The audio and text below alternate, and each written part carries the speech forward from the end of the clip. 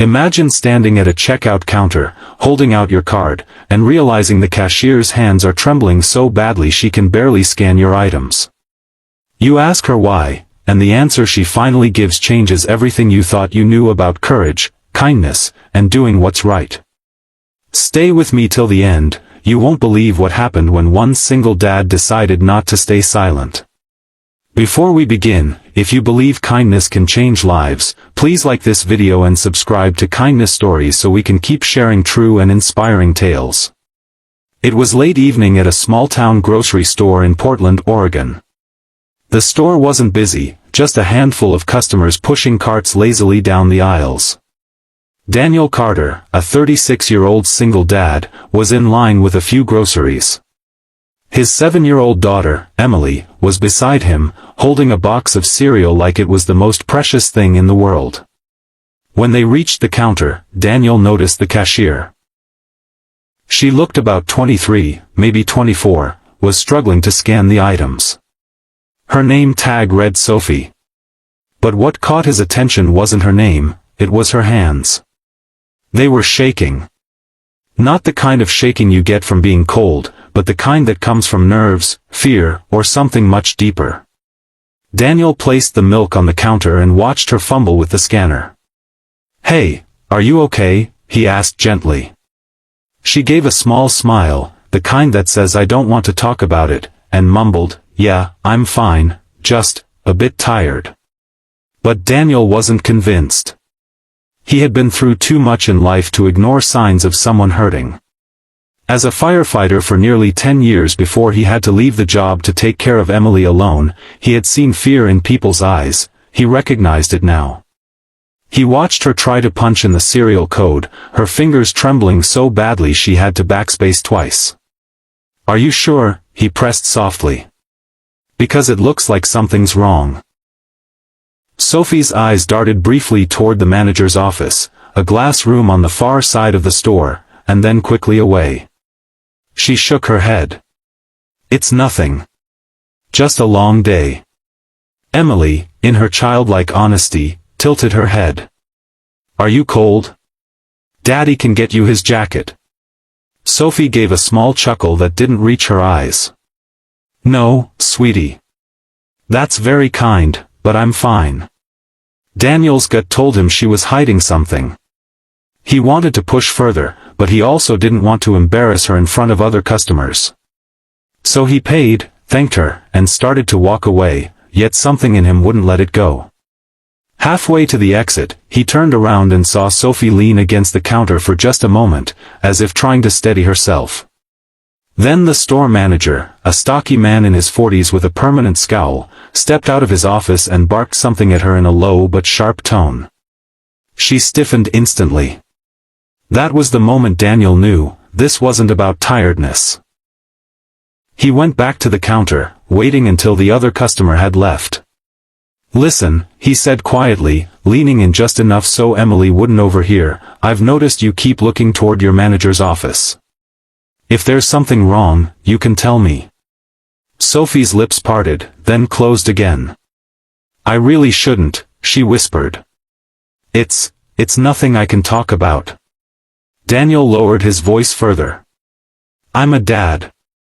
I've seen enough to know when someone's in trouble. I'm not going to walk away without making sure you're okay." For a moment, she looked like she might cry. She glanced at the manager's office again, then at Daniel. Her fingers tightened around the edge of the counter. Finally, in the faintest voice, she said, "It's him. He harasses me." Daniel felt his chest tighten. "Harasses you? How?" Her eyes glistened. "Comments, touching my shoulder when he walks by, standing too close, saying things no one should ever say to someone at work. I told him to stop once. And he cut my hours." Daniel's jaw clenched. "How long has this been going on?" "6 months, she whispered. "I need this job.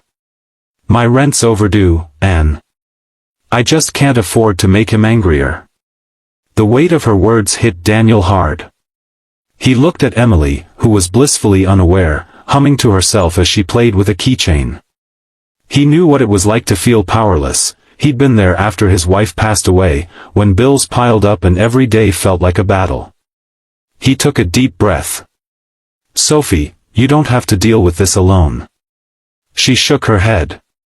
"Please, don't say anything. It'll just make things worse." But Daniel wasn't the type to stand by.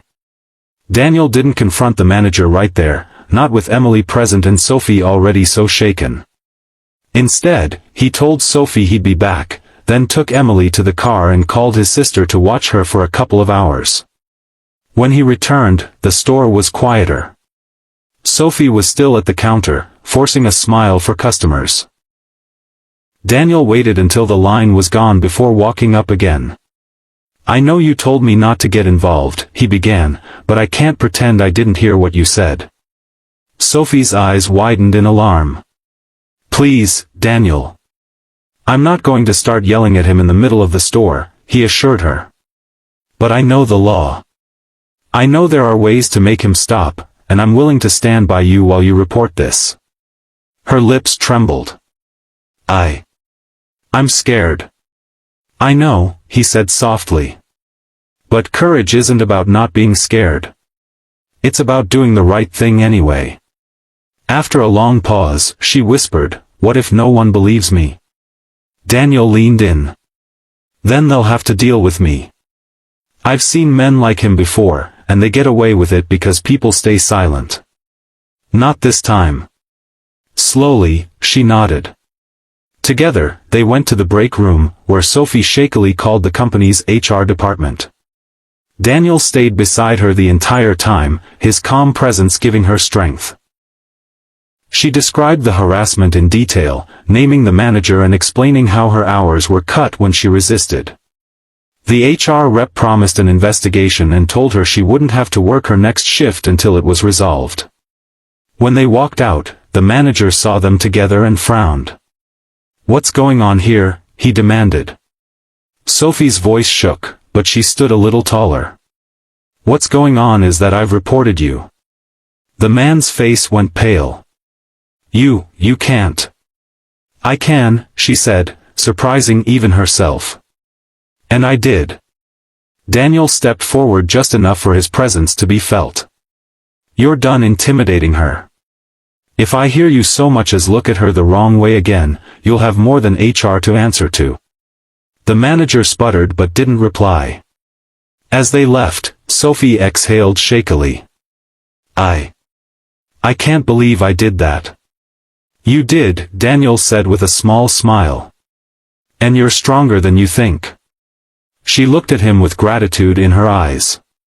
"Thank you for not walking away."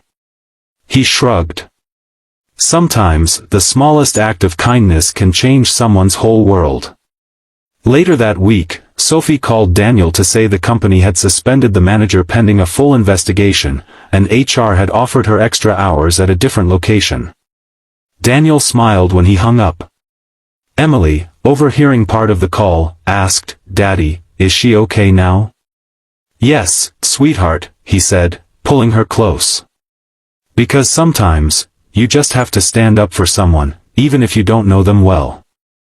If this story touched your heart, remember, kindness is more powerful than we think. Even a simple question like "Are you okay?" can change someone's life.